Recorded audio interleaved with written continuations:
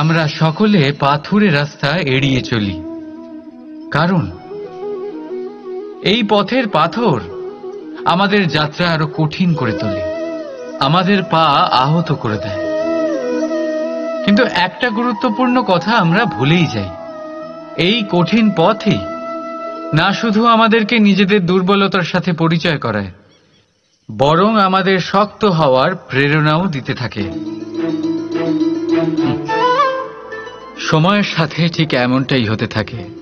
সবাই ভালো সময়ের অপেক্ষা করতে থাকেন, ভালো সময়ের জন্য পরিশ্রম করেন, তার জন্যই চিন্তা করেন, কিন্তু ভুলে যান যে ভালো সময় বহুবার আমাদের বিবেক নষ্ট করে দেয়। সেখানেই খারাপ সময় আমাদের বুদ্ধিকে সঠিক পথে চালিত করে।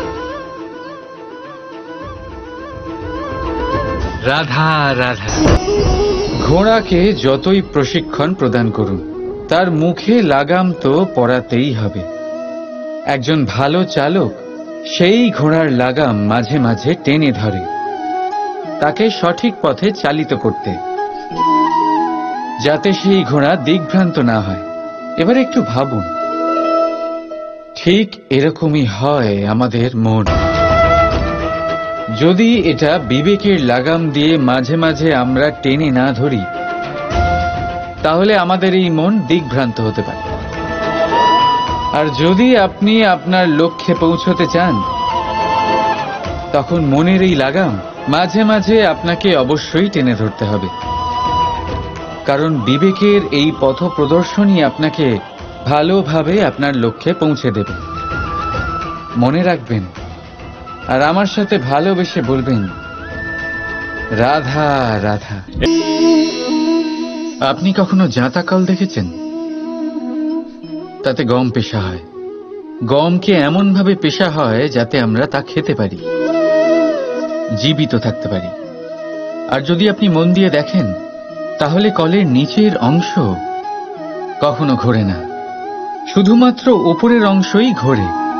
আর তবেই তা গম পিষতে পারে, আর তবেই রুটি তৈরি হতে পারে। কিন্তু ভেবে দেখুন, যদি কলের দুটো অংশই ঘুরতে থাকে, তাহলে কি হবে? তা গম পেশার বদলে একে অপরকে পিষে নিজেদের অস্তিত্ব শেষ করে দেবে। তাই জীবনে কোনো কাজ যখন মন আর মস্তিষ্ক মিশিয়ে করা হয়, তখনই তা সম্পন্ন হয়। কিন্তু যখন বিষয় হলো ভক্তির, তখন মস্তিষ্কের যুক্তির মৌন থাকা প্রয়োজন। আর যখন বিষয় হলো কর্ম আর ন্যায়ের, তখন মনের আবেগের মৌন থাকা প্রয়োজন। তাই মন আর মস্তিষ্কের এই সম্মিলনে সতর্ক থাকবেন। একসাথে অবশ্যই চলবে, কিন্তু একে অপরের বাধা যেন না হয়ে দাঁড়ায়। রাধা রাধা। আমি একটা এমন শব্দ যার অনেকগুলি মানে হয়, যার আসল অর্থ হল অহং। যদি আপনি কথা বলেন সৃষ্টির নির্মাণ নিয়ে, তাহলে আমি ব্রহ্মদেব হয়ে সৃষ্টির নির্মাণ করবে। যদি আপনি কথা বলেন প্রলয়ের, তাহলে সেই আমি মহাদেব হয়ে বিনাশ করবে। এই আমি সঙ্গতিপূর্ণ, কিন্তু শুধু ততক্ষণ যতক্ষণ আপনি এটা সবার সাথে ভাগ করছেন। কিন্তু আমরা বহুবার এর মানে বুঝতে পারি না। এই অহংকে সীমিত করে দিই একটা ব্যক্তি অবধি, শুধু নিজে। আর তখনই জেগে ওঠে অহংকার, যাতে প্রাধান্য পায় শুধুমাত্র আমি, আমরা নয়। আর একজন ব্যক্তি একা না উৎপাদন করতে পারে আর না করতে পারে সৃজন। এবারে দেখুন, বৃষ্টির এক ফোঁটা, তারও অস্তিত্ব আছে, কিন্তু তা ধরিত্রীতে পড়লেই সমাপ্ত হয়ে যায়। কিন্তু যখন ফোঁটাগুলি একসাথে পড়ে, তখন শুরু হয় বর্ষা, আর তখনই তৈরি হয় ধারা। রাধা রাধা। বলুন, কি দেখতে পাচ্ছেন আপনি? আমার হাতের এই সাদা বস্ত্র, নাকি এতে লেগে থাকা এই কালো দাগ? এবারে সত্যি কথা বলতে কি, আপনার নজর সবার আগে এই কালো দাগের উপরে গেছে। ঠিক আছে, এমনই তো হয়। ভীষণ কম মানুষ থাকেন যারা ভাবেন কোনো ব্যক্তি ভীষণ পরিশ্রম করে এই বস্ত্র ধুয়েছেন, এটা শুকিয়েছেন। বেশিরভাগ মানুষের নজর যায় এই দাগের উপরে, ভাবেন যে এটা কি করে লাগলো। কিছুটা এরকমই হয় আমাদের ব্যক্তিত্বের সাথে। আমাদের শুভ কর্মের উপরে আমাদের একটা খারাপ কর্ম ভারী মনে হয়। এবারে ভাবুন, যদি আমি চন্দ্রের কথা বলি, তাহলে তার শীতল আলো দেখার পূর্বে তার কলঙ্ক লক্ষ্য করেন, সেই চাঁদে লেগে থাকা কালো দাগ দেখে নেন। সেই জন্যই বিশেষ করে যারা শুধুমাত্র শুভ চিন্তা করেন আর উপকারী কর্ম যারা করেন, তাদের আমি বলবো সাবধানে থাকবেন। কারণ আপনার একটা খারাপ কর্ম চিরকালের জন্য উদাহরণ হয়ে দাঁড়াবে। রাধা রাধা। সাফল্য। যদি আপনাকে জীবনে সাফল্য পেতে হয়, তাহলে আপনি একাধিক মানুষ পাবেন যারা একাধিক উপায় বলবে আপনাকে সাফল্য পাওয়ার। দীর্ঘ সময় ধরে পরিশ্রম, চেষ্টা, নির্ধারণ, নিষ্ঠা এই বিষয়ে ভাষণ দিতে থাকবেন। একাধিক রকমের উদাহরণ আপনার সামনে তুলে ধরবেন। কিন্তু আমার এটা মনে হয়, আমরা কেন সেই বিষয়ে কথা বলি না যা মানুষকে অসফল করে তোলে? শুধু দুটো ব্যাপার অসফল হওয়া নিশ্চিত করে। শুধু দুই ধরনের মানুষ বেশিরভাগ অসফল হন। প্রথম তারা যারা ভাবে অনেক কিছু কিন্তু কিছুই করে না। আর দ্বিতীয় তারা যারা অনেক কিছু করতে থাকে কিন্তু ভাবনা চিন্তা না করে। ভাবনা আর কর্ম, এদের মাঝে সামঞ্জস্য রাখা খুব জরুরি। যদি এটা থাকে, তাহলে জীবনে কখনো অসফল হবেন না। রাধা রাধা।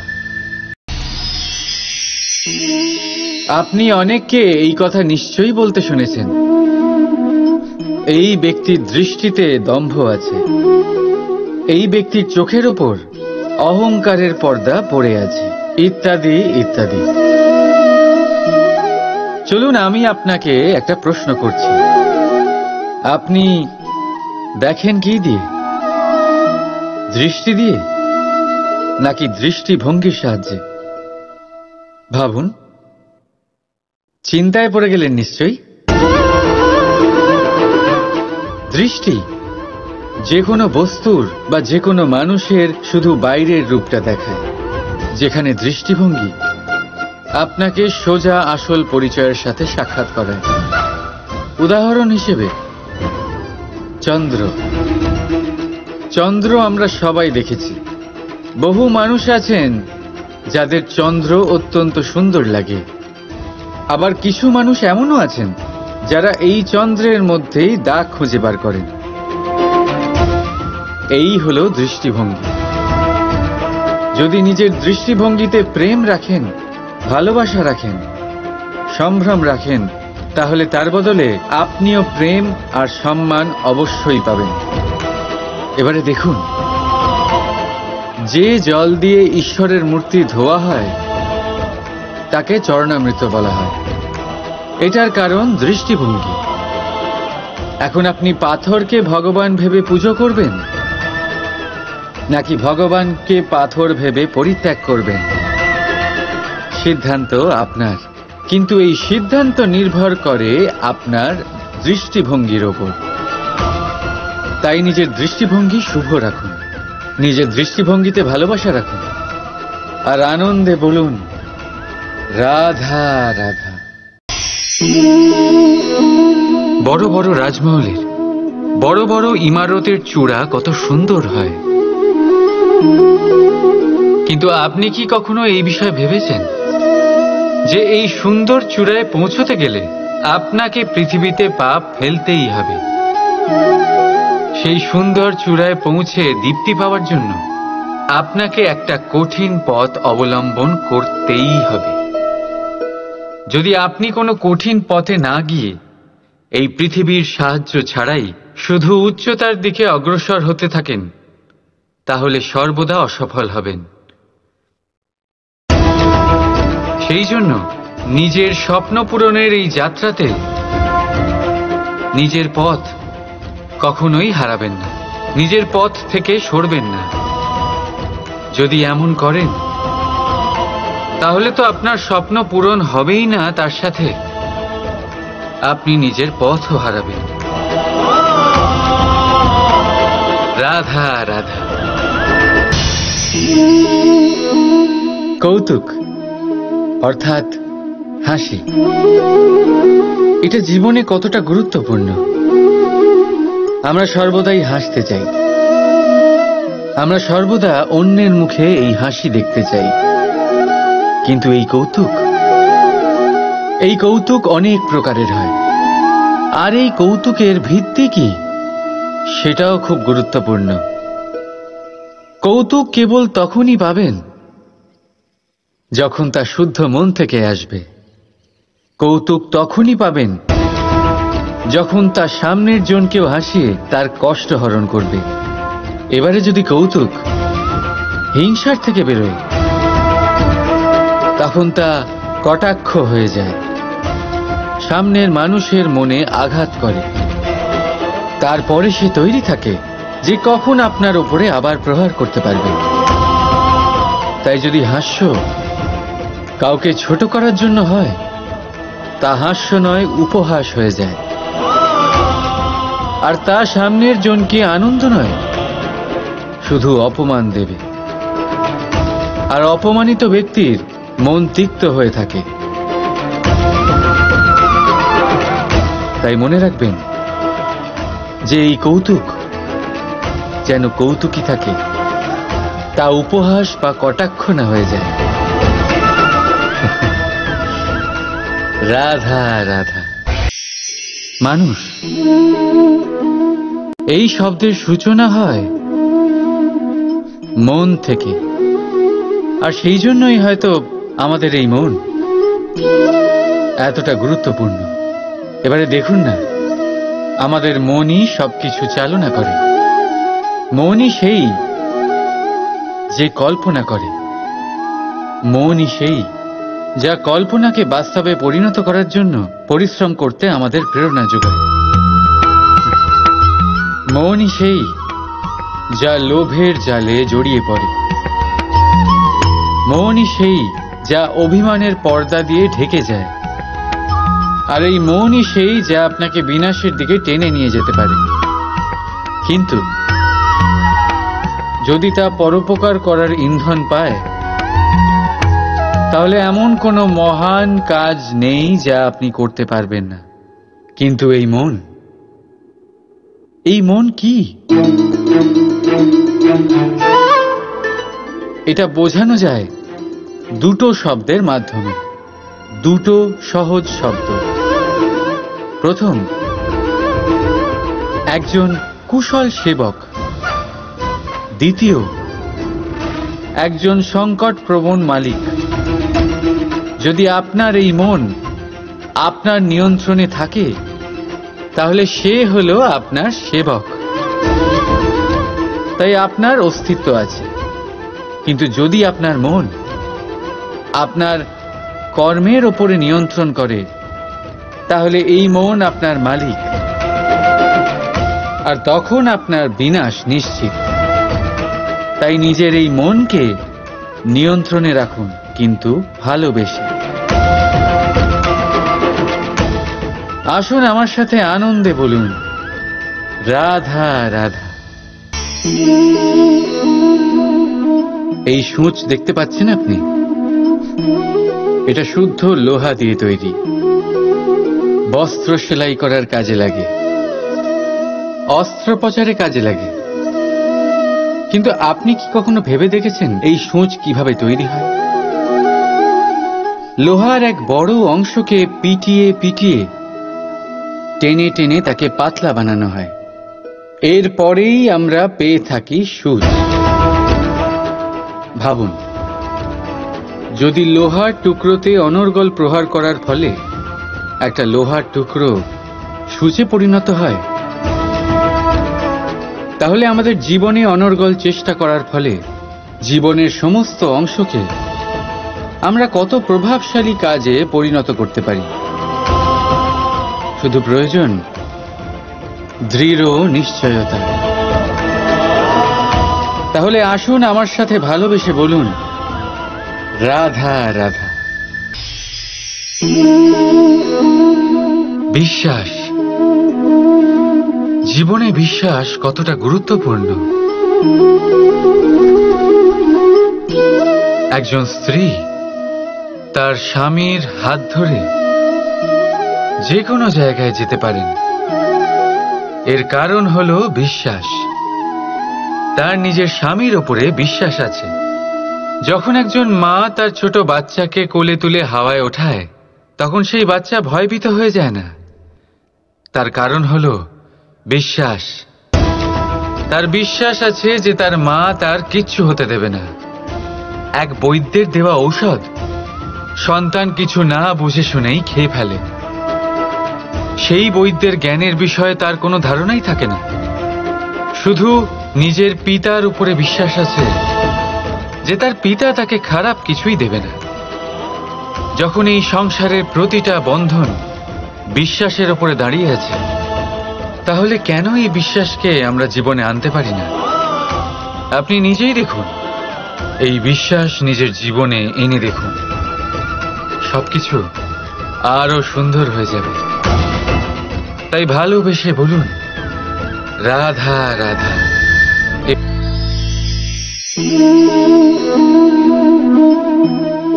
অহংকার, এই শব্দটা সবাই শুনেছেন। বহু মানুষকে আপনি এটা বলতে শুনেছেন যে ওই ব্যক্তির অহংকার আছে, ওই মানুষটির ক্ষমতার অহংকার আছে, ওই ব্যক্তির নিজের রূপ নিয়ে অহংকার আছে, ওই ব্যক্তির নিজের অর্থের অহংকার আছে, ইত্যাদি ইত্যাদি। কিন্তু এই অহংকার, এর অস্তিত্ব হয় কি করে? এবারে একবার এই হাতটা দেখুন।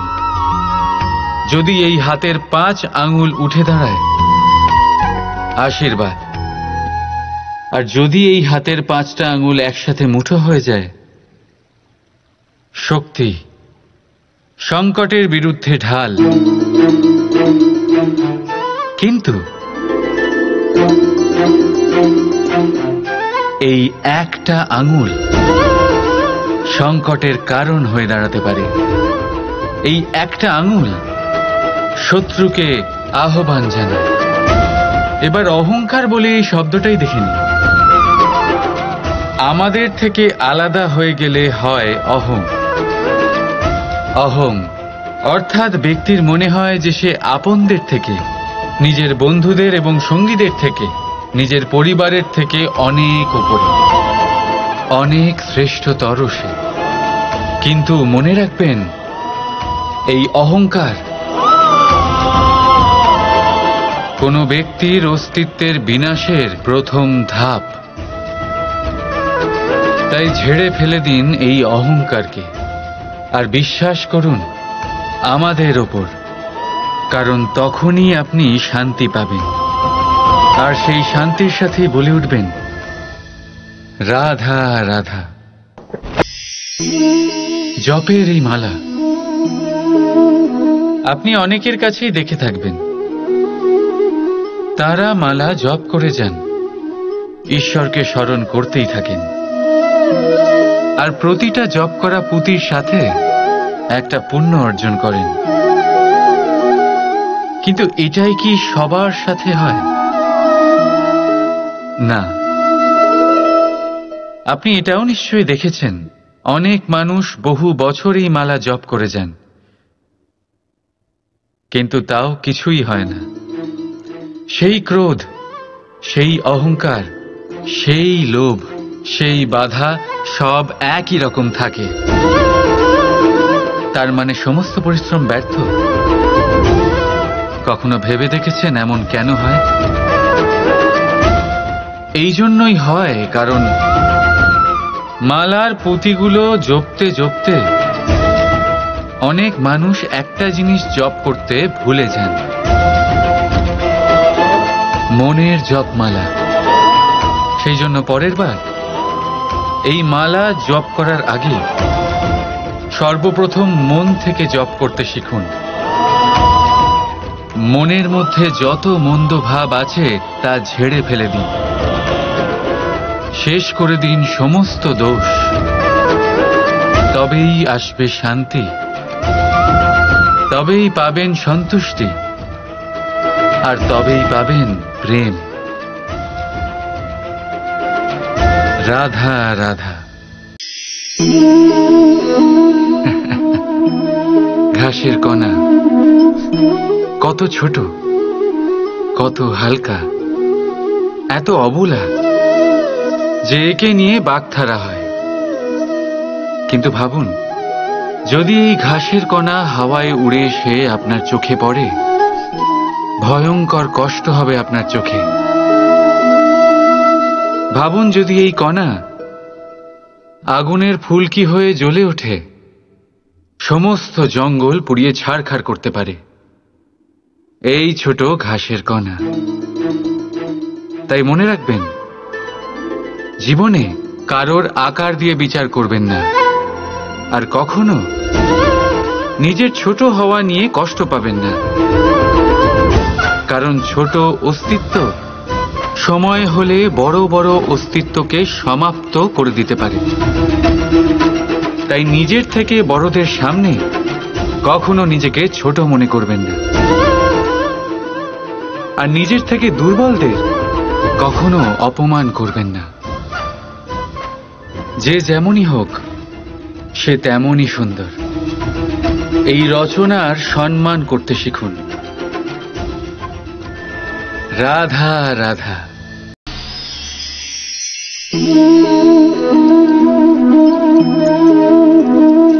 আসুন, আজ আম খেতে বড়ই ইচ্ছে হচ্ছে, কিন্তু দেখলাম বাগানে কোনো আমের গাছই তো নেই। তাই ভাবলাম আজ আমি এই গাছকে জল দিই। এতটা জল দেব যা একটা ফল হওয়ার জন্য যথেষ্ট। সন্ধেবেলায় একটা ফল দিয়েই দেবে, তারপর আমি সেই আম খাবো। আপনি ভাবছেন আমি এ কেমন কথা বলছি? এই গাছকে আমি যতই জল দিই না কেন, ফল ঋতু এলে তবেই হবে। ঠিক আছে, এটাই হলো রহস্য সাফল্যের। ঋতু এলে ফল নিশ্চয়ই হবে, কিন্তু তার আকার আপনাকে অবশ্যই বলে দেবে যে সেই বৃক্ষের কতটা খেয়াল রাখা হয়েছে। কর্মের ফল অবশ্যই পাবেন, কিন্তু কর্ম অনর্গল করে যেতে হবে। সাফল্য আপনি অবশ্যই পাবেন, কর্ম অনর্গল করে যেতে হবে। একটা শুভ কর্ম করে কিচ্ছু হবে না। কর্ম নিরন্তর করে যান, পরিশ্রম নিরন্তর করে যান, দেখবেন সাফল্য নিজেই আপনার কাছে আসবে। রাধা রাধা। কাল, কথায় আছে কালের থেকে বড় কিছুই হয় না। যে কেউ এই সংসারে আসে তাকে কালের গ্রাসে পড়তেই হয়। কাঙালেরও অন্ত হয়, আবার রাজারও অন্ত হয়। আমাদের মৃত্যুশয্যা থেকে রক্ষা করে যে চিকিৎসা, তাও একদিন না একদিন বিফলে চলে যায়। কাল সবাইকে মাটিতে মিশিয়ে দেয়। এই কাল, কখনো ভেবেছেন এমন কি কিছু আছে যা কালের থেকেও বড়? কি কিছু আছে যাকে কালের অন্ধকারও গ্রাস করতে পারে না? আছে, আর তা হলো প্রেম। আমাদের অন্ত হয়ে গেলেও প্রেমের এই ভাবের কখনো অন্ত হয় না, জীবিত থাকে। প্রেমের কাহিনীরও অন্ত হয় না, জীবিত থাকে। এই প্রেম প্রেরণা হয়ে কালের থেকে বড় হয়ে জীবিত থাকে। তাই যদি আপনি কালে না হারাতে চান তাহলে সবাইকে ভালোবাসুন। এই প্রেমের বন্ধনে বাঁধলে এই জীবন মৃত্যুর বন্ধন থেকে মুক্তি পাবে। রাধা রাধা। এই জলধারা দেখছেন আপনি? এই ধারাকে সাগরের সাথে মিশে যেতে হলে ওপর থেকে নিচে বইতেই হবে। যে জল নিচের দিকে বইতে চায় না, ওপরে উঠতে চায়, সে বাষ্প হয়ে নিজের অস্তিত্বই হারিয়ে ফেলে। ঠিক সেইভাবেই যে এই জল পান করার ইচ্ছে প্রকাশ করে তাকে নিজের মাথা নত করে নিজের দু হাত পেতে সেই জল পান করতে হবে। যে মাথা নত না করে এই জল পান করতে চায় তাকে তৃষ্ণার্ত হয়েই ফিরতে হবে। এবার এই ভুল করেন সেই সব মানুষ যারা প্রেম পাওয়ার মনে ইচ্ছে রাখেন, সেসব মানুষ যারা প্রেম পেতে তো চান কিন্তু প্রেমের সম্মুখে মাথা নত করতে চান না। এই সম্ভব নয়। যদি আপনি সত্যি প্রেম পেতে চান তাহলে তার সম্মুখে নত হতে হবে, সম্পূর্ণভাবে সমর্পণ করতেই হবে, তবেই পাবেন এই প্রেম। তাই মনে রাখবেন, প্রেমের এই মিষ্টি জল পান করার জন্য আপনাকে এই জল শ্রদ্ধা আর স্নেহের সাথে পান করতে হবে। রাধা রাধা। এই হলো তলোয়ার। সবকিছু কাটতে পারে এতটা ধার আছে এতে। শত্রুর বিনাশ করতে সক্ষম। আর অন্যদিকে এই ঢাল যে কোনো প্রহার সহ্য করতে সক্ষম। শত্রুর থেকে রক্ষার ঢাল, সুরক্ষার দেওয়াল এটা। এই দুইয়েরই কাজ আলাদা, এই দুইয়ের উদ্দেশ্যও আলাদা, কিন্তু এই দুইয়ের মূল সেই একই। দুটোই তৈরি লোহা দিয়ে। লোহার অংশ দিয়ে তৈরি এই তলোয়ার, লোহার অংশ দিয়ে তৈরি এই ঢাল। তলোয়ারের প্রধান কাজ হলো প্রহার, ঢালের কাজ হলো বাঁচানো। পার্থক্য কোথায়? পার্থক্য কেবল চিন্তাধারায়। চিন্তাধারা, এই চিন্তাধারাই তাই যা সত্য হয়ে সামনে আসে। কোনো বস্তু কোনো মানুষকে সুখী করতে পারে না, কিন্তু চিন্তাধারা মানুষের ব্যক্তিত্ব তৈরি করে।